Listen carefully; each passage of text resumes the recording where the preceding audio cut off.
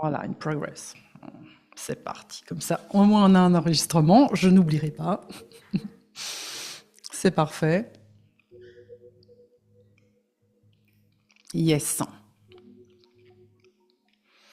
Allez, je vais regarder de temps en temps. Hop. Alors, la vie après la mort. Ouh, ça fait peur, ça. Parce qu'il y en a qui ont peur des défunts. Peur du monde invisible. En sachant qu'on a tous accès à ce monde-là. Ouh, punaise. Vous allez y croire et ça va arriver, hein. Un petit peu, oui. Un petit chouïa. J'ai un petit peu peur chouïa, un petit chouïa. Eh ouais, eh ben oui, ben vous avez tous accès à ça. Il n'y a pas que moi. Eh non. Surtout si vous êtes motivé. Un peu les chocottes, bah ouais. Vous avez peur de quoi, en fait? Qu'est-ce qui peut arriver? Je flippe grave, Dorothée.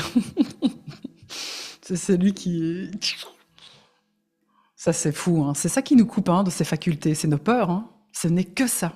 Ça, et quand même les cristallisations, quand même, les blocages liés à les vies antérieures, où on avait déjà ces capacités-là, et il nous est arrivé des choses un peu traumatisantes, ce qui fait qu'on a un peu bloqué ce don, enfin, cette capacité, voir des choses effrayantes, c'est ça, tout à fait. C'est ça, on a peur de ça. On a vu beaucoup de films d'horreur aussi, hein. On a vu un petit peu trop de films d'horreur qui nous a vraiment poussé à tout ce qui est invisible. Ben, ça fait flipper, les maisons hantées. Je sais pas si vous avez regardé Poltergeist, je sais pas si c'est de votre époque, Amityville, La Maison Hantée, Exorciste, les beaux films. L'autre truc qui fait flipper, la femme qui sort de la télé, là, comment elle s'appelait, ça, The Ring, c'était hyper flippant. J'ai vu beaucoup de films d'horreur très jeune. En plus, en voyant les défunts, je peux vous dire que il y a des fois, j'étais pas super à l'aise de monter dans ma chambre. Ouais, peur de pas gérer. S'il y a quelqu'un de pas sympa. Pas trop envie de voir la tête, ouais, c'est clair. Par contre, on est entouré, je le sais, c'est sûr, Isabelle. Conjuring, oh my god, ça c'est flippant, hein. C'est super flippant. Je comprends tout à fait. Je comprends tout à fait. C'est un peu à cause de ça qu'on a peur. C'est parce qu'on va juste se focaliser sur le négatif, sur tout ce qui pourrait arriver de pire, c'est quand même un tout petit pourcentage. Les maisons hantées, c'est quand même les châteaux hantés, les trucs bien lourds.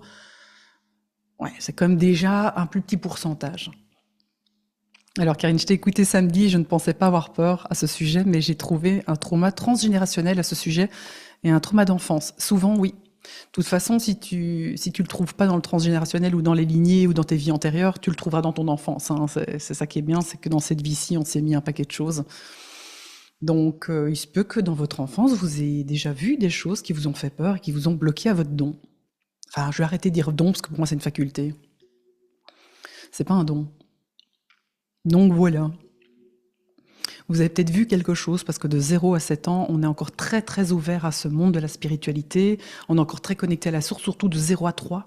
Là, on peut vraiment capter beaucoup de choses. Et c'est vrai qu'après, tout doucement, avec les conditionnements et les programmations, tout doucement, on va perdre quelque part cette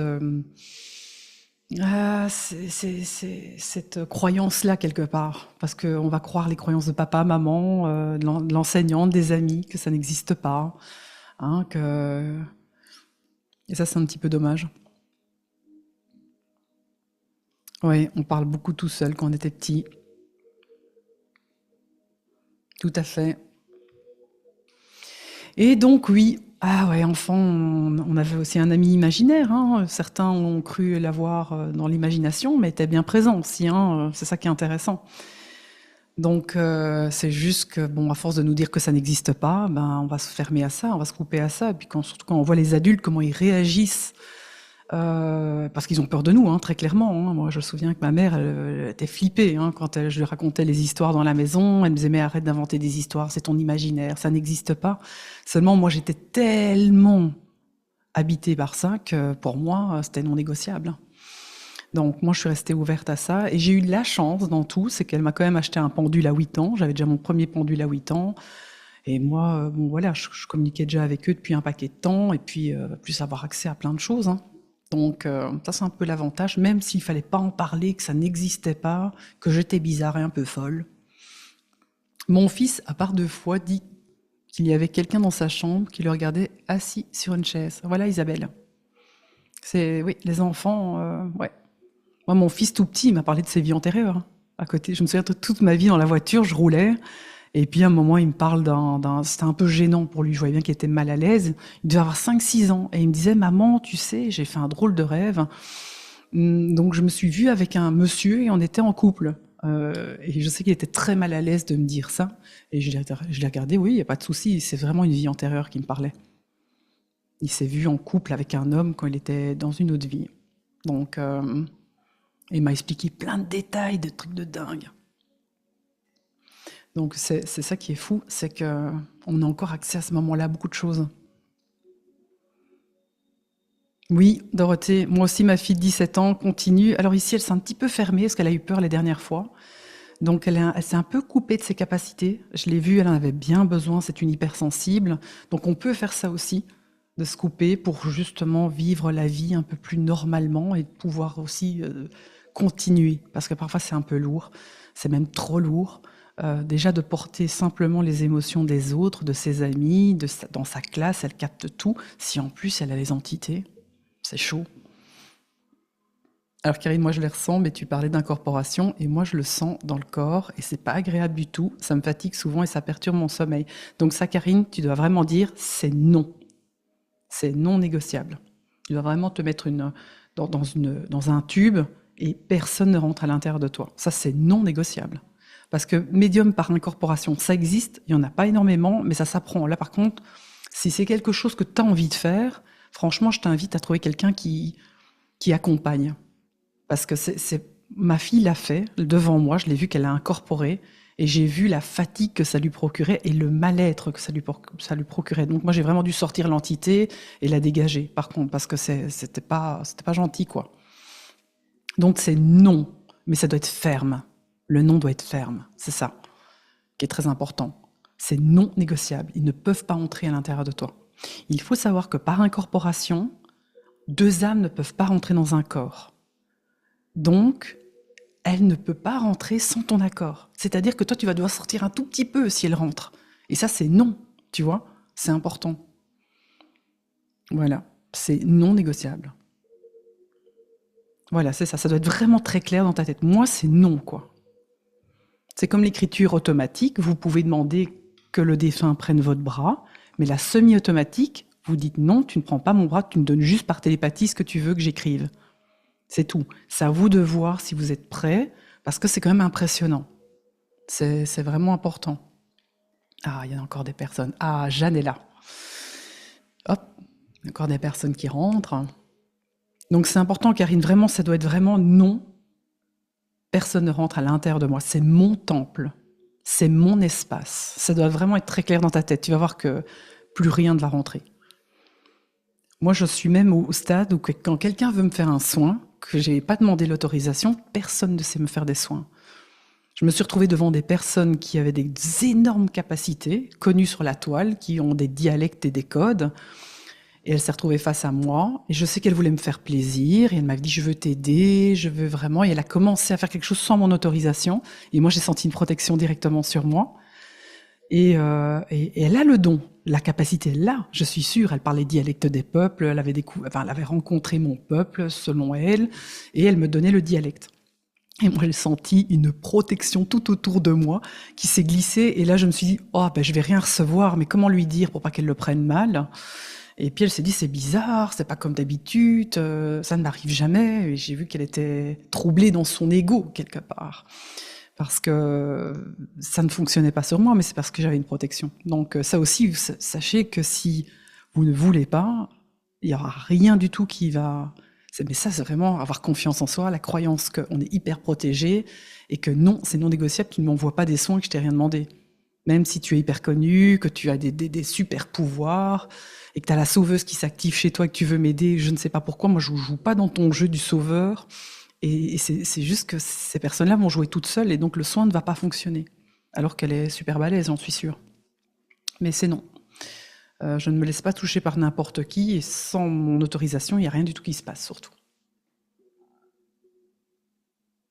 Alors, est-ce que vous êtes toujours là?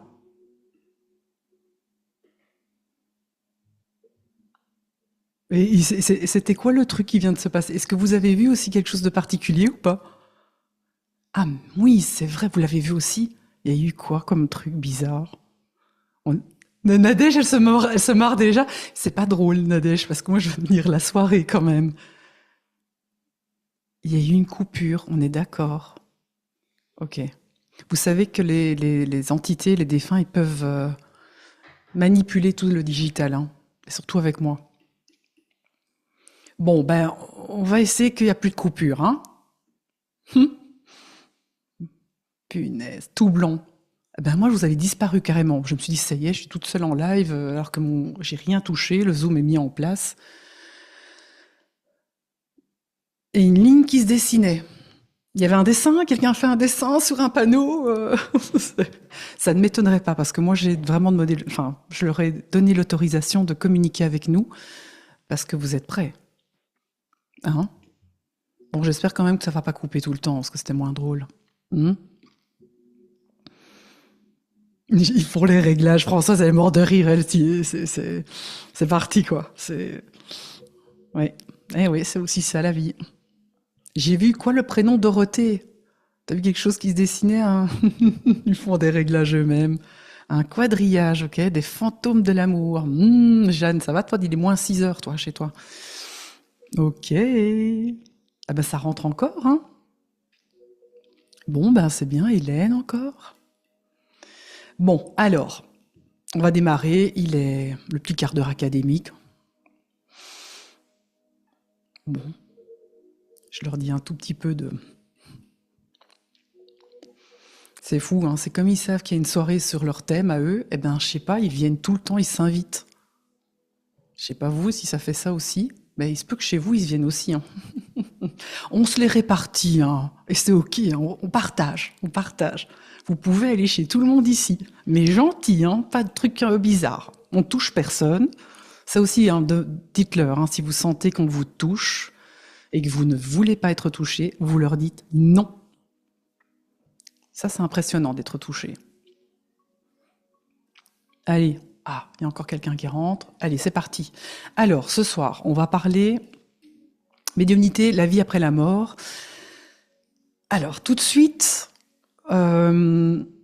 je vais vraiment parler de ma perception. Alors, moi, je n'ai pas la vérité, j'ai juste une perception. Parce que la vie après la mort, je ne suis pas morte. Bah oui, je suis morte plein de fois, mais dans d'autres circonstances, avec un autre corps, hein, dans mes croyances à moi. Mais moi, ce que je vais vous reporter, c'est ce que j'ai vécu et c'est ce que j'ai entendu, ok? Et c'est ce que j'ai souvent entendu, ce qui fait qu'à un moment, quand on commence à avoir un panel de plus d'une centaine de personnes qui disent tout le temps la même chose, on peut se dire qu'il y a un chouïa de vérité là-dedans. Ok, donc voilà, ici, même vous, si vous avez des connaissances, n'hésitez pas à noter dans le chat, voilà, de ce que moi j'ai capté, de ce que moi j'ai peut-être vécu, si vous avez vécu une expérience de mort imminente aussi, ou un samadhi, hein, le fameux l'illumination où on touche à quelque chose d'un peu particulier, qu'on sent que c'est très différent que d'être ici humain dans ce corps. N'hésitez pas aussi à communiquer, on a tous vécu des choses parfois un peu particulières, c'est le but d'échanger pour que vous voyez que vous n'êtes pas les seuls. Et que c'est pas non plus qu'à moi que ça arrive à beaucoup plus qu'on le pense. Et ça, c'est important aussi de mettre ça en avant. Voilà, je vois que tout le monde rentre bien, je regarde si vous êtes toujours bien là. Donc voilà. Donc n'hésitez pas à noter des choses dans le chat si vous le sentez, et je répondrai d'ici une demi-heure aux questions-réponses. Je regarde. Alors Isabelle, j'ai senti de l'air à côté de moi quand une personne nous a quitté, quelqu'un que j'aimais beaucoup. Voilà, des petits courants d'air, un petit chaud et froid, ça ce sont vraiment les sensations. Dans la colonne vertébrale, comme une sensation de frisson.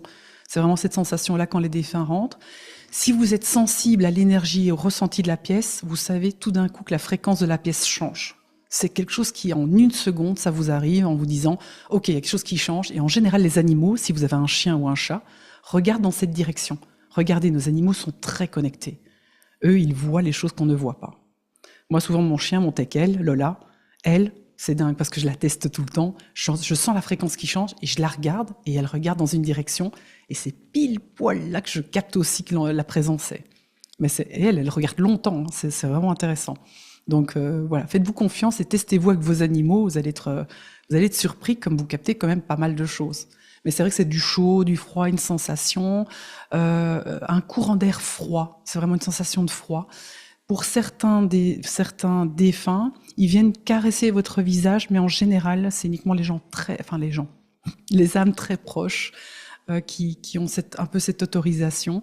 Voilà. Après, c'est un peu à vous de dire oui ou non. Ça aussi, c'est important. Mais avoir une main sur l'épaule aussi. Ce sont vraiment des très chouettes contacts. Ça aussi.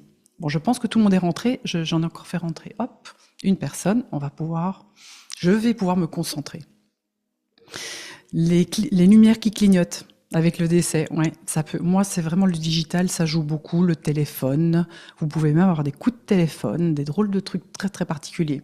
Ouais, les lumières, les bugs, les écrans qui. Parfois, ce sont des coupures d'électricité aussi. On va pas non plus mettre tout sur la faute des défunts, hein, parce que voilà. Mais c'est aussi parfois c'est très particulier.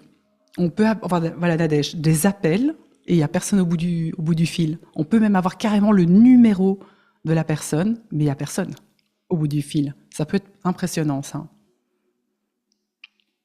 Donc voilà, c'est bon, il n'y a plus personne qui rentre. Je vérifie quand même que je laisse personne dans la salle d'attente. Ah ben oui, j'en ai laissé. Marie-Christine, Catherine, Andrea, non.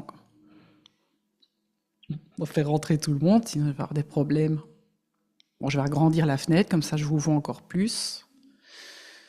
Yes, super. Ben là, je crois que c'est bon. Hein, je sais pas combien on est, mais on est beaucoup. Voilà, super. Bon, moi, j'ai une fenêtre de façon qui a disparu complètement suite à cette coupure, mais c'est pas très grave. L'enregistrement est en cours, hein, je pense. Si quelqu'un voit que l'enregistrement est bien en cours, moi, je n'ai plus accès à cette information-là. Donc voilà. On est 47. Super. Et ça s'enregistre toujours bien? On est recording ou pas recording? On est recording. Allez, c'est bien. Super. Voilà, donc pour moi aujourd'hui, je voulais vraiment vous parler de ce qui se passe. Alors, je sais que ça c'est un petit peu la question souvent. Qu'est-ce que devient l'âme après la mort, en sachant qu'il faut déjà avoir cette croyance-là qu'on se réincarne? Alors moi, c'est vrai que j'ai la croyance aujourd'hui, selon les Tibétains, parce que c'est vrai que j'adore le bouddhisme, j'adore tout ce qui est numérologie karmique tibétaine, et c'est vrai que là, on parle de réincarnation, d'âme qui a envie d'évoluer et qui passe par des cycles d'évolution, avec du karma, avec des défis, avec des challenges, avec une mission de vie, avec des choses qu'on aurait décidé. Ah ouais, on a tout décidé de tout. Et on revient chaque fois sur Terre pour évoluer et apprendre encore par l'expansion, la contraction, c'est-à-dire autant, comme on est quand même sur une planète duelle, le bien et le mal, je crois que c'est des expériences en fait, si on y met plus ces mots-là, ce sont juste des expériences que nous sommes venus vivre. Donc, c'est vrai qu'aujourd'hui, nous avons décidé de vivre tout ce que nous vivons sur notre chemin. Souvent, je me le rappelle quand j'ai une embûche comme ça, je me dis ah oui, c'est moi qui ai décidé ça. Oh, je m'en souviens pas, mais c'est costaud. Mais effectivement, on a décidé de tout ça. Donc, pour avancer, évoluer, c'est vraiment ce qu'on est venu faire sur Terre, apprendre encore. Et donc, selon les Tibétains, il n'y a que le corps qui meurt. Il n'y a ni mort ni naissance, mais juste un corps qui reste sur la terre, qui revient à la terre-mère quelque part. Le corps est créé sur la terre et il reste là où il est, ou là où il appartient, à la terre-maman, comme on dit. Et là, il y aurait juste l'âme qui sort au moment du décès du corps pour continuer son voyage, ou pas, parce que je vais vous expliquer pourquoi, et pour ensuite l'objectif de retourner quelque part à la source, on va dire ce mot-là. Il n'y a pas vraiment de ce qu'on me fait parfois, on me montre, parce que c'est compliqué. N'oubliez pas que je suis humaine, que j'ai un cerveau avec un mental, avec des conditionnements, des programmations, aussi comme vous. Donc quand on me fait passer les messages, c'est pas toujours évident, parce que si je les fais passer par ici, je comprends rien. Si je les fais passer par mon cœur, c'est déjà beaucoup plus compréhensible. Alors, dans ce passage, lors de la mort, est-ce que vous avez déjà remarqué, un jour avant que la personne décède, il y a comme quelque chose chez elle qui est différent, c'est comme si elle avait comme un sursaut. Et là, elle tout d'un coup très très bien, et cette personne est très lucide, et elle peut même vous parler de trucs étranges. des choses étranges, qu'elle a vu des anges, ou qu'elle a vu son mari au pied du lit, alors qu'il est décédé. Des choses un peu étonnantes, mais juste dans les 24 à 48 heures avant son décès. Est-ce que vous êtes déjà rendu compte de ça? C'est très étonnant. Bon, moi, souvent, quand ça arrive, je me dis, oh, ça y est, c'est pour bientôt. Et en général, on peut voir même des anges qui sont là, qui attendent, en fait, qui sont juste à côté de la personne pour l'aider, l'accompagner tout doucement. Et elle les perçoit déjà, elle est déjà quelque part dans un entre-deux. Elle a accès comme ça, quelque part, un peu plus à la source. Et ça, c'est hyper étonnant. Je vais regarder, hop, il y a Mickaël qui attend dans la salle d'attente. Mickaël tu étais dans la salle d'attente. J'avais pas de petite musique pour... Bon, voilà. Donc, alors les personnes malades, non, je te parle de toutes les personnes qui vont bientôt. Moi, j'ai eu ça avec mon grand-père, j'ai eu ça avec mon père, j'ai eu ça avec plusieurs personnes, où je vois qu'il y a un moment de lucidité, un moment spécifique. Après, ça peut être 15-20 minutes, hein. Il y a un moment de lucidité, de compréhension du monde, de ce qu'ils sont venus vivre. Moi, je sais qu'avec mon père, j'ai eu une discussion d'une lucidité où il me disait « j'ai compris que ça, je n'ai pas bien fait », où il arrivait à déjà, quelque part, à voir clairement les choses qu'il avait moins bien faites, qu'il aurait dû mieux faire, que voilà, moi, il me parlait... qu'il allait changer de vie, il allait prendre plus de temps pour moi, qu'il s'était rendu compte de choses. Et puis il m'a dit à un moment, tout d'un coup, il m'a dit « Regarde, il y a des anges qui prient pour moi ». Et là, quand il m'a dit ça, je fais « Oups », j'avais 16 ans, j'étais encore bien ouverte. À ce moment-là, j'ai levé les yeux et je me suis dit « Les anges sont là, ils vont l'accompagner ». Moi, j'ai rien dit, j'ai fait semblant de rien. Mais pour lui, alors qu'il n'était pas du tout ouvert à ça, hein, mon père, alors pas du tout. Il avait 37 ans à ce moment-là. Et c'était lui, c'était une maladie. Par contre, très clairement, c'était une leucémie foudroyante. Et sur le dernier jour, 12 heures avant qu'il décède, il a vu les anges. Et il me disait, regarde, il prie pour moi. Alors que c'est pas une discussion qu'on aurait eue avant. Ça, c'est clair que non. Mais là, il y a une ouverture. C'est comme s'il était déjà connecté à la source. Et c'est vrai que moi, ça m'a mis les poils parce que j'ai senti cette connexion. On peut sentir, à ce moment-là, une connexion à la source. On sent l'amour, en fait. C'est très particulier, mais on sent qu'il y a plus d'amour. Donc, on peut être en contact aussi avec cette belle lumière. Et donc, voilà. Et puis, il est mort dans la nuit. Il est parti de l'autre côté.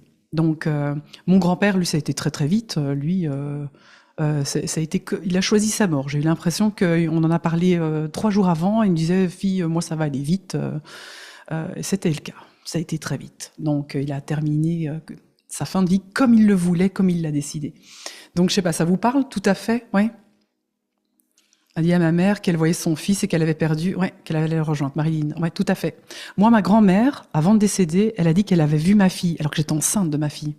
Ça a été un truc de fou, parce que j'étais enceinte devant elle, et elle me disait, ah, mais ta fille est venue me parler tout à l'heure, hein, elle va bien, elle courait dans tous les sens. Et moi, j'étais enceinte de ma première fille, j'avais pas d'autres enfants. Et dans ma tête, je me suis dit, waouh, punaise, elle a déjà eu une connexion avec la petite. Et bon, elle est décédée avant qu'elle arrive. La petite, c'était vraiment une mort pour une naissance. Je ne sais pas si vous avez déjà aussi remarqué ce genre de choses. Il y a quelqu'un qui décède et puis il y a une naissance derrière. Quelqu'un qui décède et puis il y a une naissance. C'est la vie, les cycles. On nous les montre. Hein. On les voit ou on ne les voit pas.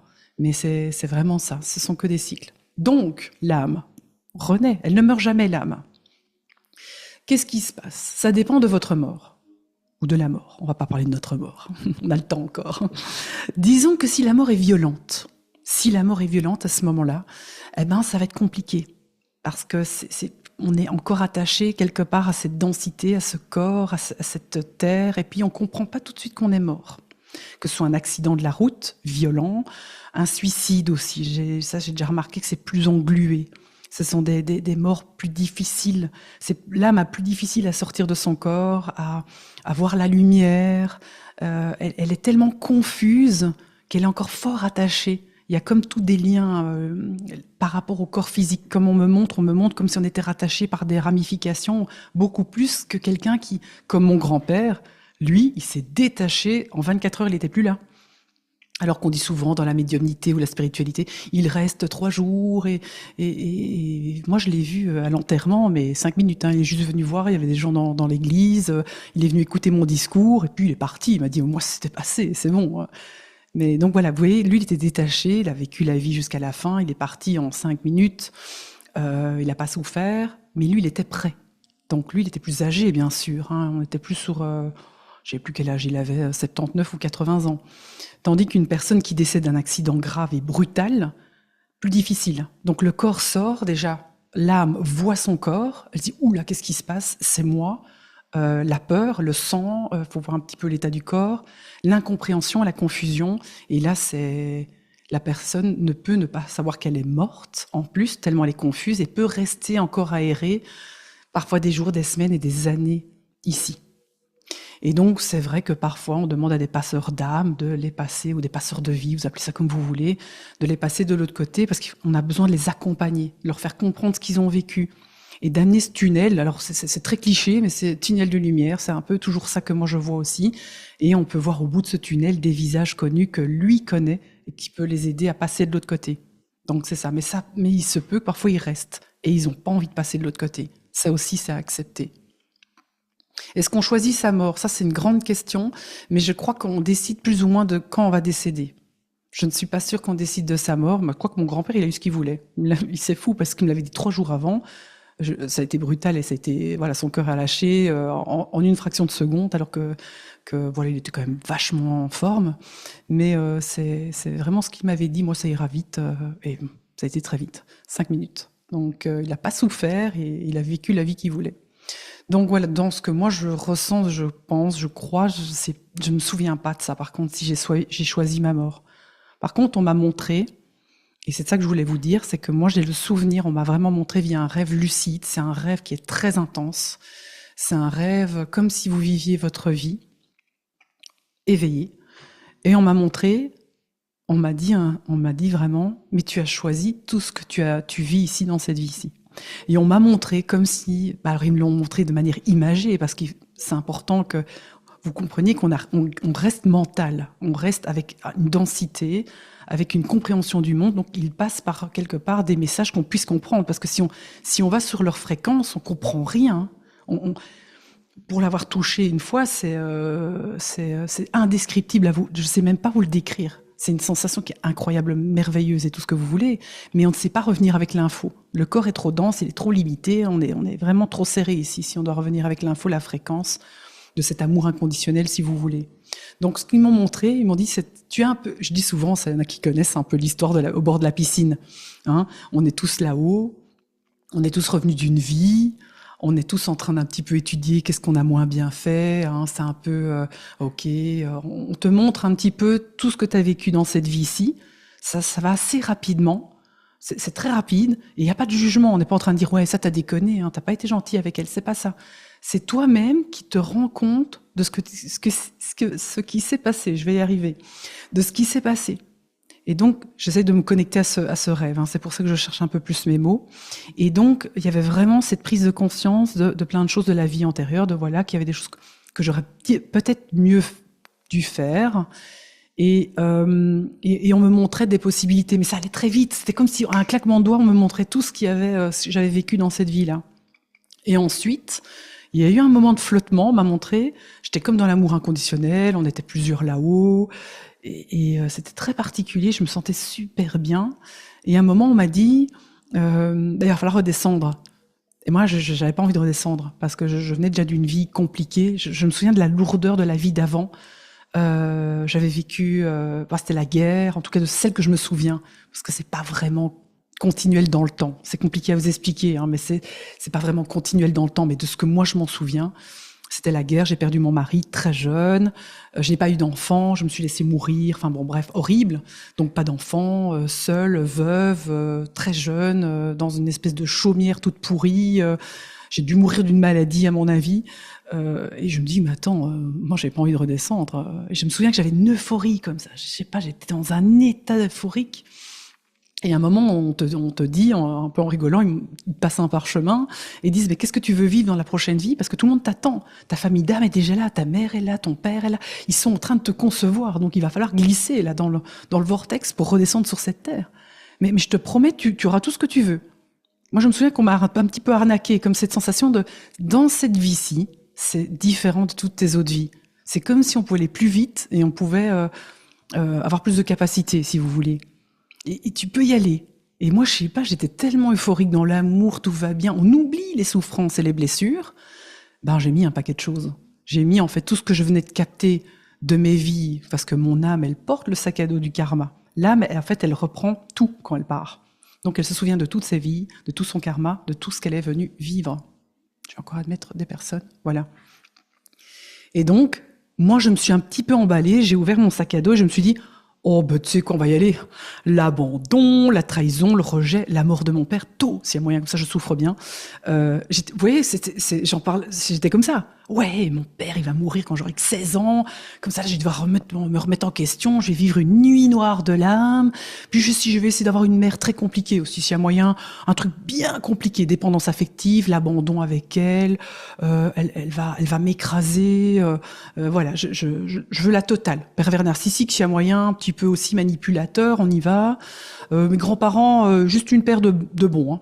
Les autres, tout pourris. Hein, alors les autres, parce que j'ai un beau-père, donc j'hérite aussi d'autres grands-parents, tout pourris.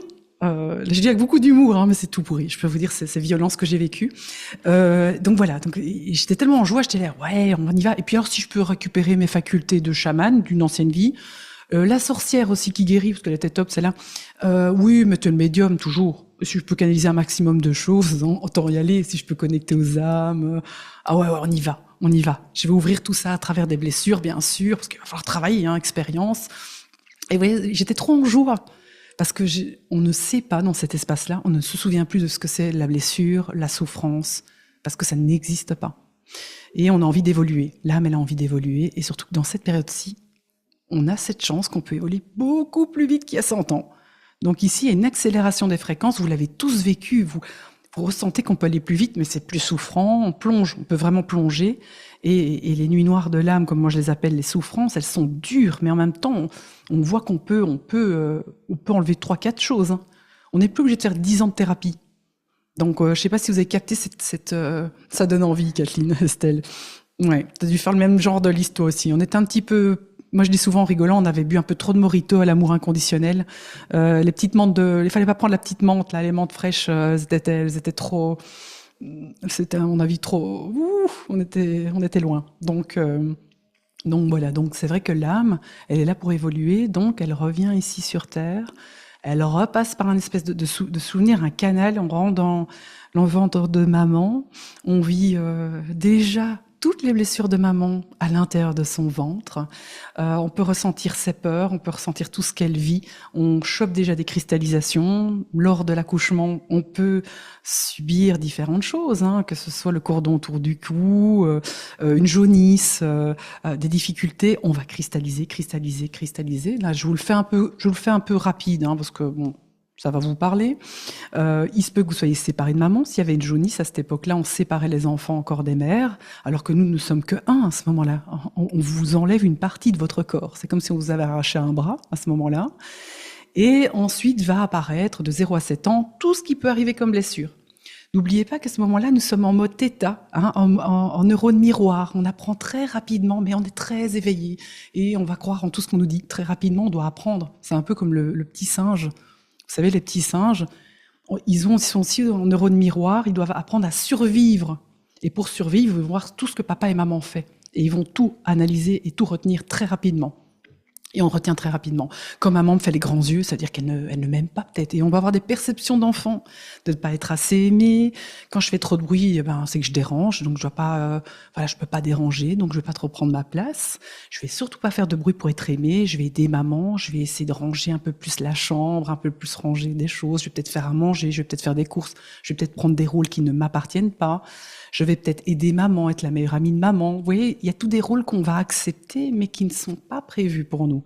Parce que nous sommes, à ce moment-là, des enfants. Mais, et puis papa et maman ont leur névrose aussi, ont leurs blessures. Et nous, on va tout incorporer. On va aller jusqu'à même s'oublier. Si vous êtes, des familles de docteurs, ah oui, mais tu seras aussi docteur. Qu'est-ce que tu veux faire plus tard? Moi, je veux juste courir après les papillons. Moi, je veux être vendeur de papillons. Quand on est enfant, on a des choses, et puis on nous regarde comme ça. Non, mais ça, c'est pas un métier, ça se vend pas, ça. Non, mais tu seras ingénieur civil. Moi, c'est ce que ma mère me disait toujours, tu seras ingénieur. Donc, j'ai fait des études d'ingénieur. Bien sûr, pour faire plaisir à maman, parce que je l'aimais profondément, j'avais besoin d'être aimée, perception de ne pas avoir été assez aimée, des différences entre les enfants, voilà, plein de belles choses, quoi. pour justement, voilà, apprendre. Et puis, on va valider toutes des croyances. Les peurs arrivent, hein. Puis la vie fait qu'on doit faire quoi? Travailler, trouver une maison, trouver la personne. On rentre dans un espèce de cliché de, voilà, maintenant il faut trouver quelqu'un, faire des enfants, avoir une maison, un job. Et on peut rentrer dans un métro boulot dodo comme ça. Et à un moment, l'âme, elle en a marre. Elle dit, maintenant, c'est le moment de se réveiller. On va faire quoi? Un petit cancer? Non, un petit cancer, c'était trop. T'avais déjà demandé trop dans ta vie.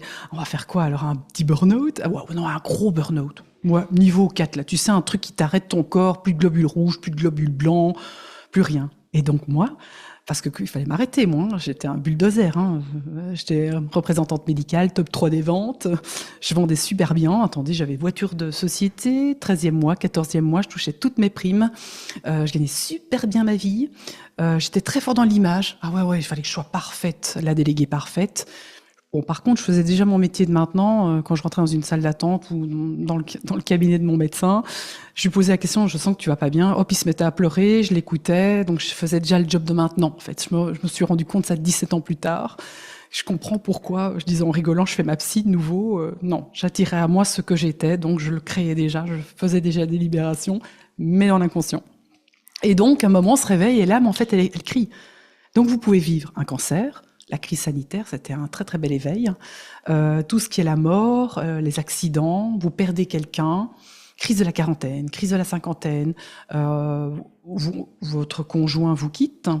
Bref, vous voyez, toutes des choses qui piquent, qui vous rentrent dedans. On va pas faire un truc sympa, parce que si on vous fait un truc sympa, vous n'allez rien changer du tout. C'est pas le but. On veut quelque chose qui nous réveille. Qu'est-ce qui nous réveille? La souffrance. Donc on passe par la souffrance et un événement qui va venir vous réveiller, qui va tellement venir vous réveiller que vous allez être là. Mais qu'est-ce qui m'arrive? C'est quoi le sens de ma vie? Qu'est-ce qui se passe? C'est vraiment ça, ça vous fait cette sensation de punaise, c'est quoi le sens de ma vie? C'est ça le sens de ma vie? Vous allez même plus avoir envie de vous lever un matin. C'est une sensation de il me manque quelque chose. Je suis pas sur mon chemin, il y a quelque chose de plus grand et vous vous posez plein de questions. Et c'est quoi le monde subtil? Et c'est quoi? Et vous allez voir que vous allez entamer un chemin de réveil, quoi. C'est vraiment ça, c'est une reconnexion. Ça vous parle? Il y a tellement de choses, 3 burn-out. Et certains vont passer par plusieurs événements pour se réveiller parce que ça prend le temps, l'âme évolue et elle a besoin de temps, elle a besoin de passer par plusieurs choses, donc c'est ok aussi. Mais c'est vrai que c'est long, c'est long. C'est long et en même temps, c'est beau. Mais après, quand on est passé le burn-out, la dépression, les crises d'angoisse, les crises d'anxiété, on travaille l'ombre, quoi. C'est vraiment chaud. Voilà, je vois que ça vous parle. Donc, c'est vraiment l'âme, c'est, en tout cas, comme moi, on me l'a fait comprendre, ça passe par tout ça. Autre chose, on va parler des fameuses EMI, expériences de mort imminente. Là, comme je vous disais, soit vous vivez un accident, de nombreuses personnes ont ça, soit ils sont opérés, soit voilà, ils ont un choc brutal, ils sortent de leur corps et souvent, ils s'observent. Donc, on arrive à s'observer. Donc, si vous écoutez un petit peu une personne qui est en salle d'opération, elle se souvient de son opération, elle peut même donner des détails de ce qui s'est passé dans la salle. Donc ça, c'est fou, c'est vraiment le choc où l'âme sort, l'âme souvent se regarde, elle est un peu perturbée, c'est clair, se dit « Oula, qu'est-ce qui se passe ?» On sent qu'on flotte, c'est un peu différent, c'est un état de flottement, c'est vraiment, on n'a plus de corps, hein. C'est vraiment, comme je pratique le voyage astral, je peux vraiment vous dire cette sensation qui est très particulière, c'est vraiment un flottement. C'est comme quand vous êtes en méditation profonde et que vous sentez que vous n'êtes plus vraiment là. C'est une sensation de légèreté. C'est très particulier, ça peut même faire un peu peur parce qu'on sent même plus le lit qui est en dessous de nous ou le canapé. Donc c'est vraiment un état de transition. Donc ils se regardent et ils peuvent se déplacer. En général, ils se déplacent, ils vont voir peut-être dans la salle d'attente si le mari est là ou les enfants sont là. Et ça, c'est la vitesse de la lumière, hein. C'est même parfois rien que par l'intention de l'impensé, ils sont là où ils ont envie d'être. Et si l'opération se passe bien, ils reviennent dans leur corps et souvent ils nous reviennent avec des beaux récits. Et souvent, on montre, c'est le fameux tube de lumière, de l'amour inconditionnel. Ils parlent de ça, d'un chemin de lumière, où ils ont vu des visages de personnes décédées qu'ils aimaient profondément, qui étaient là. Certains ont eu même des communications avec eux. Ils ont communiqué avec les personnes chères à leur cœur. ou même parfois des archétypes. Certains voient des Bouddhas, ou, enfin, vous voyez ce que je veux dire, en fonction de ce que vous croyez, vous pouvez voir une représentation d'une de vos images, de votre archétype, comme moi je dis, qui vous touche profondément, parce que ça vous rassure et c'est réel. Et donc c'est vrai que les gens qui reviennent d'une EMI sont souvent troublés parce qu'elles ont touché à l'amour inconditionnel, mais pas dans le concept, dans toutes les cellules du corps. Et ça, c'est hyper puissant. Quand j'étais petite, j'avais peur de la mort. Je me souviens, vers 7-8 ans, je me disais, j'ai peur de la mort. Et un jour, dans un rêve de nouveau lucide, on m'a dit, est-ce que tu veux expérimenter la mort? Et sur ça, je dis, bah, moi, j'ai peur de la mort. Mais est-ce que tu veux expérimenter la mort? Et je me souviens avoir dit oui. Et dans mon rêve, il y a eu un bain devant moi, avec de l'eau qui coulait, mais l'eau était pas comme de l'eau bêtement translucide, un peu transparente, je veux dire. Elle était c'est difficile à décrire. C'était étincelant et ça m'attirait. J'avais comme envie d'aller dans cette eau, mais d'une puissance. Mais je savais que si j'allais dans l'eau, je mourrais. Et il y avait une partie de moi qui disait, mais si tu vas dans l'eau, tu vas mourir. Et il y avait une partie de moi, quasi de la totalité, qui me disait, mais je m'en fous, moi j'y vais. J'étais appelée par quelque chose de bien plus grand. C'était un amour tellement fort que je me suis dit, mais moi j'ai envie d'aller dans cette eau. Je savais même pas résister. Et je me souviens avoir glissé dans cette eau. J'ai vécu, ça n'a pas duré longtemps, je suis quasi sûre, mais une sensation d'être aimée dans toutes les cellules de mon corps. Et je me souviens, je me suis réveillée, je me suis dit, si c'est ça mourir, j'ai plus peur de la mort. Et ça a été pour moi en tout cas très très fort. Et je l'ai ressenti après adulte, il y a 1 an. J'ai pu retoucher à cet amour inconditionnel, à en pleurer, à toucher quelque chose de tellement fort. C'est très difficile à vous décrire parce que je me souviens d'être... Alors moi je l'ai visualisé dans l'univers. C'est comme si j'étais dans l'univers. J'observais l'univers, mais il n'y avait rien à observer. C'est fou ce que je vais vous dire. Et je me souviens qu'à un moment, il y a eu comme une voix qui m'a dit « Mais qui observe ?» Et puis, j'ai eu cette sensation de vouloir me regarder et il n'y avait pas de corps. Et là, ça m'a fait bugger. Mais j'ai su rester dans cet état. Ça m'a fait... à l'intérieur de moi, c'est comme si... C'est tellement limitant ce que je dis. C'est ça qui est difficile à vous expliquer. C'est que j'étais expansée. Il n'y a même pas de jeu, en fait. J'étais pas là. Et en même temps, je ressentais tellement d'émotions d'amour que je savais que je vivais quelque chose d'intense. Et je me souviens m'être dit, mais comment je vais le ramener dans mon corps, tout ça? Et on m'avait dit, t'inquiète pas pour ça, c'est pas le but. Ok. Et ce jeudi, c'est la conscience. Pour moi, c'était la conscience du tout qui me parlait à côté de moi et qui me disait, juste vis. Et je me dis, ok, mais comment je vais... C'est pas grave, vis. Et je me souviens d'avoir pleuré, je pleurais, j'avais cette sensation de chaud, d'être aimée tellement fort. Et il n'y avait pas de moi, en fait. C'est difficile à expliquer, c'est ça qui est compliqué, mais il n'y avait pas de moi. Et quand on vient, je pense que c'est ça dans les EMI qui ressentent aussi, c'est cet amour expansé. Quand tu reviens ici, la vie n'est plus la même. On ne peut plus être comme avant. C'est tellement touchant. En fait, c'est notre nature profonde, on touche à cette essence. Donc voilà, je ne sais pas si ça vous parle, est-ce que vous avez déjà vécu ça? Un amour fort, c'est ça, inconditionnel, mais c'est au-delà du mot inconditionnel, parce que parfois notre mental veut venir dire oui, moi je ressens aussi, mais ça c'est un savoir, mais le ressentir dans les cellules, c'est hyper intense, c'est très difficile à expliquer. Voilà, il n'a plus jamais été pareil, il ne voulait plus être là, c'est ça Nadège, il se peut que tu n'as même plus envie de revenir. Mais moi, on m'a vraiment dit, t'as tellement de choses à faire. Et moi, quand j'étais toute petite, jusqu'à mes 8 ans, je remontais à la source. J'avais l'autorisation de remonter. Je ne sais pas si je suis la seule à avoir fait ça ou il y en a peut-être eu plein d'autres. Mais enfant, on m'autorisait à remonter à la source. Jusqu'à mes 8 ans, on m'a dit stop maintenant, c'est fini, tu peux plus revenir. Parce que j'avais pas envie de revenir. Ça a été une sensation désagréable de revenir dans mon corps. J'ai souffert, je voulais pas rentrer dans mon corps.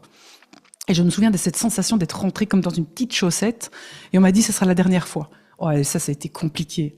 Ça a été ça a été horrible pour moi parce que de pouvoir les retoucher à notre nature divine, à ce qu'on est, ça vous nourrit en fait. Et c'est vrai qu'on n'a plus envie de revenir. Et ça, ils avaient compris. J'ai vraiment eu cette sensation maintenant, stop, t'es venu vivre une expérience terrestre, vis-la, à fond. Et en même temps, il y a mais en même temps, c'est tellement bien là-haut. C'est pour ça que l'ancrage est très important pour les médiums. Et pour vous, si vous avez envie d'aller dans le monde subtil, ou la spiritualité, c'est l'ancrage, c'est la base. Le nombre de personnes dans la spiritualité qui sont éthérées. Mais je comprends, c'est tellement beau là-haut. Les anges, les guides, l'amour, c'est tellement canon. Mais on oublie qu'on est venu vivre une expérience terrestre. Et ça passe par l'ancrage. Et l'ancrage va nous permettre de nous incarner. Et nous incarner pour manifester la vie souhaitée. Qu'elle soit plus fluide, plus douce, qu'on puisse aussi passer toute notre évolution, donc les expériences. Donc vraiment. Alors, c'est vrai que lorsque nous dormons, nous nous connectons à la source. Alors, moi, tous les soirs, je fais un voyage astral. Alors, c'est pas la source, mais je voyage. Je voyage, je fais des rêves lucides, c'est-à-dire que ce sont des rêves où je prends le contrôle de mon rêve et je vais voir des parties de moi, des situations. J'ai déjà eu, là, vous pouvez même avoir accès aux défunts. Moi, j'ai déjà eu une discussion avec ma grand-mère. Tout de suite, ça dure 1 minute. Hein. C'est pas des grandes discussions. Hein. Sachez, quand on parle avec nos défunts pendant nos rêves, c'est pas des grandes discussions de 4 heures. C'est vraiment très rapide, mais l'énergie est tellement belle. Jusqu'au rire de ma grand-mère, je me souviens d'avoir eu une discussion avec elle dans sa cuisine. C'est toujours un petit peu les représentations. Et elle a rigolé. Et elle m'a fait « Fille, je vous l'avais dit », des phrases qu'elle disait. Et puis ça m'a réveillée. Ça m'a dit « Waouh, c'était canon ». Mais c'était comme si elle était là. J'ai ressenti sa présence, son odeur, sa voix, son rire. Ce sont des microsecondes où on peut avoir accès à nos défunts pendant les rêves. Donc oui, mon expérience, la sensation de ne plus avoir de corps, Sacha. Ok. Amour inconditionnel et savoir au plus profond de soi que l'autre côté du voile est en fait un retour vers soi. C'est ça. On ne peut plus avoir peur de la mort. Tout à fait. Lors d'un accident de ski, waouh, tu l'as vécu, c'est canon. Tu vois, c'est vraiment... tout le monde dit, tout le monde qui a fait une EMI qui revient souvent parle de quelque chose de magnifique. Alors j'ai quand même eu un retour négatif. Après, la personne n'était pas bien. Je pense qu'aussi c'est lié à votre état émotionnel avant la mort. Donc, en tout cas, j'en ai pas entendu beaucoup de cas négatifs où ils parlent par contre de choses vraiment difficiles, horribles, où ils sont englués dans la terre et ils vivent des moments très difficiles. Donc je pense que c'est lié à l'état émotionnel aussi, ou de la peur de mourir, ou des peurs, déjà des angoisses avant, je crois. En tout cas, ça, je n'ai pas beaucoup d'expérience, donc je vais rien dire, pas en dire plus. Ouais, lors de la connexion angélique, Douel, ok. Mais oui, c'est ça, quand on touche à ça, c'est tellement beau. Le voyage astral, on va essayer, Estelle, effectivement. Je vais vous donner des protocoles pour pouvoir le faire en conscience. Vous le faites chaque nuit, hein. C'est juste en conscience. C'est ça un peu la différence, c'est comme les rêves lucides. En conscience, c'est vraiment beaucoup plus puissant. Oui, ça on va faire dans être éveillé, dans l'accompagnement. Oh, waouh. Alors, le voile. Le voile, le voile, c'est en fait, c'est une représentation. Tu sais, on en parle en Égypte, hein, le voile d'Isis. Tu entends souvent le mot le voile entre le monde visible et invisible. Ici, le voile, il est de plus en plus fin. Je ne sais pas si vous vous rendez compte, mais on a de plus en plus accès au monde invisible. Tout le monde commence à voir le monde invisible. Et ça peut être surprenant, mais c'est plus maintenant, c'est plus juste pour une élite. Je ne sais pas si vous vous rendez compte, mais on a vraiment beaucoup plus accès. On capte les entités, on capte les défunts, on capte tout ce qui est élémental dans la nature. Il se manifeste à nous, même sur nos photos. Regardez parfois vos photos. On peut les capter aujourd'hui avec nos appareils. Donc c'est ça aussi qui est chouette. Donc oui, il y a un espèce de voile, mais c'est une représentation. C'est quelque chose de très très léger. Le monde invisible, il est juste là. C'est juste que je change de fréquence pour pouvoir rentrer dedans. Mais il est là. C'est ça qui est compliqué. On croit que c'est en haut, en bas, que c'est compliqué. Non, non, c'est juste là. C'est juste une fréquence différente pour capter le monde invisible. Donc voilà, mais c'est parce que c'est... Oui, nos solars, moi j'ai vu le 1 et le 2. Le 2 est sorti aussi, nos solars. Hein. Il y a le 2 maintenant. Ça explique la mort, l'âme qui remonte, l'âme qui comprend, l'âme qui expérimente. C'est vraiment nos solars. Si vous pouvez le voir, c'est gratuit. Si vous le retrouvez, c'est vraiment, ça explique tout bien, vraiment. Et alors, on va terminer et après on passera au voyage pour ceux qui sont déjà dans être éveillé. Pour ceux qui ne sont pas dans être éveillé, qui désirent continuer le voyage avec nous après et pendant les 11 semaines, je vais juste vous mettre le lien parce que je sais qu'il y en a quelques-uns qui se posaient encore des questions, qui sont venus voir. Voilà. Je vous l'ai mis ici. Si vous désirez, je vous envoie le lien pour continuer le voyage avec nous. D'ici 5 minutes, on va passer sur l'autre lien. Voilà. 11 semaines ensemble au travers de 11 lives de 5 samedis autour d'un café Alors, on va parler de la dernière chose, c'est les défunts. Je sais qu'on me pose souvent la question, Kathleen, comment ils se manifestent les défunts? Vous êtes quand même très souvent en contact avec les défunts et ça peut se faire, comme vous venez de le dire au début, le chaud, le froid, sensation de froid, le souffle, une légère caresse, une main sur une épaule, ou alors des symboliques tels que le rouge-gorge, où votre grand-mère mettait de la rose, ça sent la rose, ça peut être aussi les odeurs. C'est vraiment des signes qui représentent le défunt que vous connaissez, ou vous êtes dans la rue et quelqu'un crie haut et fort le nom de votre grand-père, vous avez une émotion à ce moment-là. C'est ça qui est important, c'est d'avoir le signe et en même temps l'émotion. Ça veut dire que vous venez confirmer que c'est juste, que c'est un signe. Moi, mon père, quand il est décédé, il m'a envoyé plusieurs signes, mais il est parti assez vite aussi. Mais il m'a un jour envoyé, il s'appelait Luc, et donc en fait, j'étais sur la route en train de rouler, et à un moment, je vois une plaque où il est marqué Luc, L-U-C. Et moi, je suis toujours dans le doute. Hein. Je suis quelqu'un qui aime. Je dis non, tu m'envoies un deuxième signe, hein, si c'est vraiment toi. Et ensuite, je passe à côté d'une pompe essence qui s'appelle Lukoil, mais le oil était tombé. Et donc ça, c'était drôle parce qu'il pendouillait comme ça un peu, il pendait, et il y avait Luc. Je me suis dit, ça c'est déjà sympa. Je dis, attends, troisième signe, moi je crois pas aussi, non. Et là, à ce moment-là, je passe à côté d'un camion où il y avait marqué sur des étiquettes Luc, Luc, Luc, Luc, toutes des Luc collés. Là, je me suis dit, ok, là c'est fort. Et là, j'ai vraiment une sensation dans mon corps qu'il était là, dans la voiture derrière moi, et qu'il me disait, tout va bien. C'est tout. C'était ça son message, tout va bien. Et c'est des ressentis d'un amour tellement grand que ça fait du bien. Donc voilà, il était juste venu faire un petit coucou et puis il est reparti. Donc parfois, ils peuvent vous faire des choses comme ça aussi.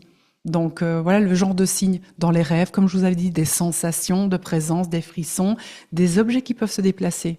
Ça, c'est un peu particulier, parce qu'ils ont cette capacité de prendre de l'énergie sur nous, sur les plantes, sur le vivant, et de faire bouger des choses. Mais ça, il faut déjà qu'ils aient un certain... ils ont dû apprendre ça, parce que c'est pas toujours évident, ils n'ont pas d'énergie, ils doivent le prendre sur le vivant.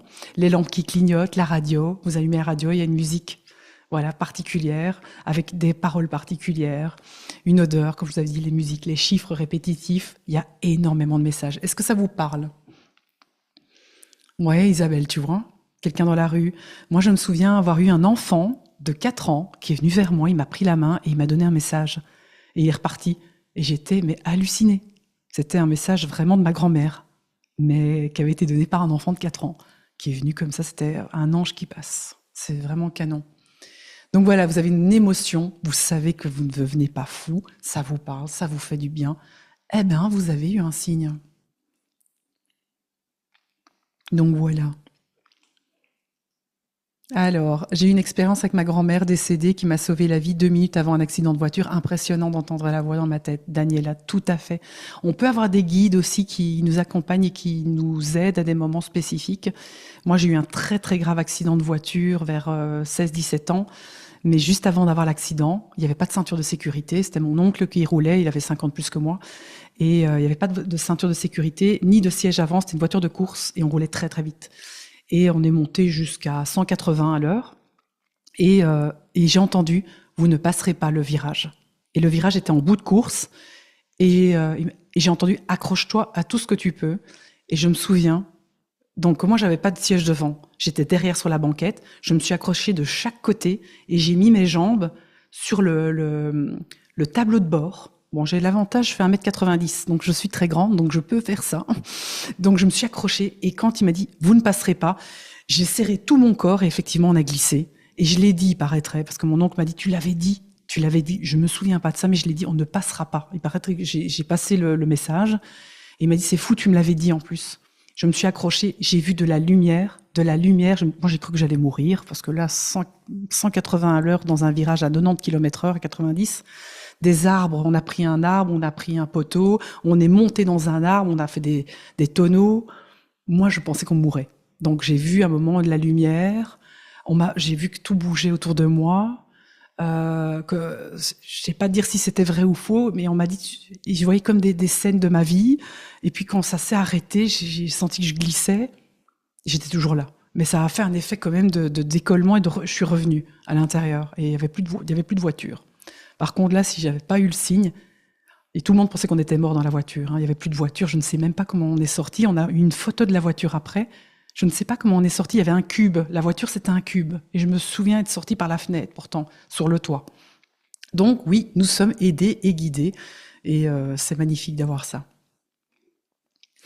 Donc voilà, nous sommes arrivés à 20h, nous on va passer de l'autre côté. Est-ce qu'il y a des questions? Voilà, si vous avez des questions sur le programme aussi, je vais pas faire de webinaire de vente comme ça se fait sur la toile. Si vous sentez un grand oui, vous sentez un grand non, c'est le moment d'embarquer ou pas. Donc voilà, vous sentez que ça vous parle, ce genre de soirée entre nous, où on parle de choses, où on se lit un peu plus, voilà, et puis on passe aussi un moment d'expérience pour avancer, parce que l'objectif c'est que je vous rassure, je vous donne du mental, je vous donne de l'enseignement, mais après on le vit. C'est comment je peux l'incarner, comment je peux le vivre dans mon corps, comment je peux accéder à ça. Parce que c'est venir toucher sa médiumnité, comment elle fonctionne avec moi, est-ce qu'elle est dans le ressenti, dans les flashs, les visuels, est-ce que j'entends des choses, ou non, c'est vraiment des spasmes, une sensation, un flash, vraiment un coup de chaud, un coup de froid, des picotements. Et ouais, c'est ce que je voudrais vous faire vivre maintenant pour que vous puissiez déjà avoir des informations sur comment vous fonctionnez pour la suite. Je vais dire 2-3 questions et après, on passe de l'autre côté. Alors, Nathalie, oui, une station-service. Ma maman a changé la musique de la radio en mettant celle entendue à notre entrée au funérarium. C'était Yann Tiersen, musique au piano. Waouh, ça c'est magnifique. Ouais, plein de choses. Alors, Karine, le même jour, je suis tombée sur le post Facebook d'une personne qui cherchait une salle à Hervé. Ah ouais, mais c'est ça, c'est tout à fait ça les signes. Hein. C'est incroyable. Vous en avez plein. Et vous avez vu, on a tous accès à ça. Ils sont tous là autour de nous, les défunts. Parfois, ils viennent. Vous allez voir qu'il y en a qui sont plus présents que d'autres. Moi, mon père ne vient pas souvent, mais j'ai pas besoin. Il est heureux. Je sais qu'il est passé de l'autre côté. J'ai eu mon signe aussi. Il m'a un jour parlé à travers un rêve où il m'a expliqué que tout allait bien, qu'il fallait le dire à tout le monde. Mais c'était tellement intense que quand je suis revenue à moi, j'ai cru qu'il était vivant. Il m'a fallu une demi-heure pour me dire, mais il m'a dit qu'il n'était pas mort. Ça m'a perturbé parce que pour lui, il n'était pas mort. Mais l'âme n'est pas morte, elle est vivante. Ce n'est que le corps qui est mort. Donc quand il m'a dit « je suis vivant », il est vivant. L'âme est vivante. Et il m'a vraiment dit « il y a quelque chose après, c'est merveilleux, je suis heureux, tout va bien, dis-le autour de toi que je vais bien ». Et ça m'avait mis en émotion super forte. J'avais pas osé en parler à ma mère. Donc 1 mois plus tard, j'ai parlé à ma mère de ce rêve et elle m'a dit le truc le plus fou. On a vécu le même rêve, la même nuit, avec les mêmes mots, les mêmes endroits. Et on a pleuré toutes les deux parce que c'était hyper touchant. Il nous disait la même chose, que tout allait bien. Donc, parce que ma mère, elle était fort attachée à mon père, même si c'était séparé très tôt. Ils étaient les meilleurs amis du monde. Donc, il y avait un lien très, très fort. Donc, souvent, quand il y a un lien très fort, ils viennent nous donner un petit message pour nous rassurer. Donc voilà. Donc on va passer de l'autre côté. Si vous vous sentez appelé, ben voilà, il suffit simplement de cliquer pour ceux qui se posent encore les dernières questions et qui veulent vivre voilà des moments d'éveil ou de connexion, où on va libérer, guérir, on va discuter, on va ouvrir des portes, on va parler des rêves lucides. La semaine prochaine, on va parler du magnétisme, comment tester son magnétisme, mais avec la matière, parce que le but c'est de le voir, que ça fonctionne. Je vous donnerai plusieurs tests à faire, vous aurez toutes les informations, et j'aimerais vous donner aussi la prière du barreur de feu pour que vous puissiez vous-même commencer à, si quelqu'un se brûle autour de vous, qu'il y a de l'inflammation, de pouvoir aussi peut-être aider quelqu'un à côté de vous. Et non, ce n'est pas non plus réservé à l'élite d'être barreur de feu, c'est une prière qui se transmet, et ensuite ça se teste, ça se développe. Et le but, quand même, c'est d'aider son prochain. Donc, pour moi, je trouve ça... J'ai eu un grand oui, de toute façon, de pouvoir la donner. Vous la retrouvez même sur Internet, si vous voulez. Mais si vous avez besoin que ça se fasse d'une certaine manière, avec un suivi, je vous donnerai aussi. Parce que pour moi, je trouve qu'on doit aujourd'hui transmettre tout ce que nous avons encore comme connaissance et savoir. Donc, voilà.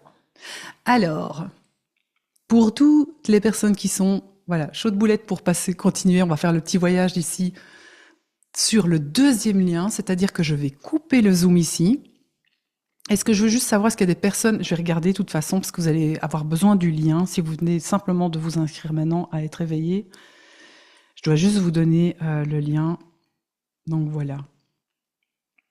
Ok. Vous êtes plusieurs à vous être inscrits. Donc, Liliane, par exemple, je vais t'envoyer un lien maintenant. Ne vous inquiétez pas, j'ai déjà fait le mail, hein, j'ai juste à réenvoyer. Donc ne vous inquiétez pas, hein, si, cher être éveillé, vous avez déjà reçu 3 fois le mail, c'est tout à fait normal.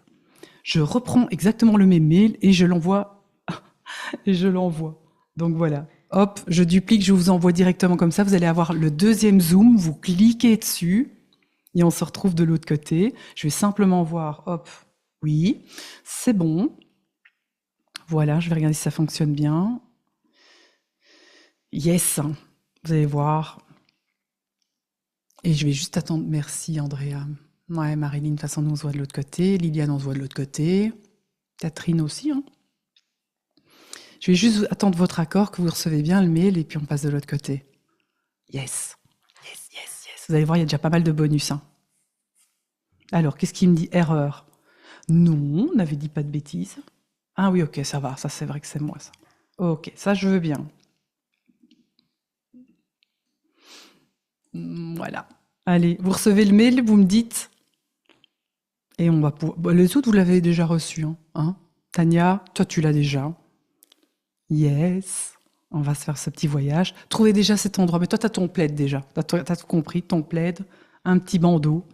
Pour ceux qui ont déjà le lien, vous pouvez quitter déjà et vous diriger tout doucement vers le deuxième lien. Je regarde. Yes. Voilà. Vous allez le recevoir. Il part maintenant. Voilà, il y a un petit bonhomme qui va les lancer. Yes, non, pas de question. De toute façon, hein, tout le monde c'était un oui ou un non. Hein. Yes, super. Sacha, on passe de l'autre côté aussi. Je reconnais vos noms. J'ai tout ça en tête. Et pour les autres, voilà, pas de question. De toute façon, je vois. Enfin, je vois. Je n'entends rien. Super, ouais. Voilà, normalement, ils ont tout reçu. C'est parti. Yes. Voilà. Est-ce que vous avez reçu le mail? Confirmez juste ceux qui ont pris le programme maintenant. C'est une connexion Internet classique, hein, normalement, mais qui fonctionne. Voilà, c'est parti. Vous avez dû le recevoir, normalement. Et on va pouvoir démarrer de l'autre côté. On vit les mêmes rêves, Isabelle, tout à fait, entre mère et fille aussi, et sœur, et la famille. Des familles d'âmes. Ah, elle est géniale. On va démarrer de l'autre côté. Marilyn, attends. Mais Marilyn, toi, tu attends. Toi, tu as déjà dû le recevoir, un chou. C'était déjà dedans, toi. Attends. Oui, oui, toi, t'es dedans depuis un paquet de temps. Hein. Toi, t'es même sur le groupe Facebook, hein, Marilyn. Si on parle de la même Marilyn. Il y a plusieurs Marilyn, je pense. Suis l'autre Marilyn. Ok, d'accord. Il y a deux Marilyn. Donc, attends. Parce que si tu l'as acheté maintenant, de toute façon, tu vas le recevoir maintenant.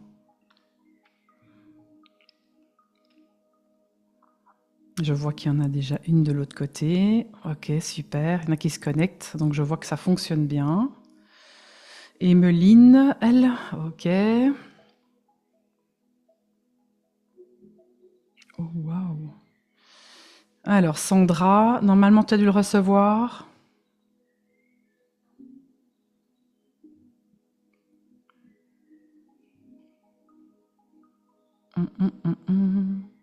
Et la Marilyn Paquet, tu as dû le recevoir. Liliane aussi. Normalement, vous avez tous reçu. Voilà, bien là. Super, on se retrouve de l'autre côté. Allez, génial. On se retrouve tout de suite pour le voyage. Mais là, on démarre direct. Hein. Donc, couchez-vous, le bandeau, et c'est parti pour aller connecter à sa médiumnité. Voilà, on se retrouve la semaine prochaine pour les autres. Je vous fais plein de bisous. Ciao, ciao. Si je trouve bien sûr mon Zoom qui a disparu. Allez, ciao, ciao.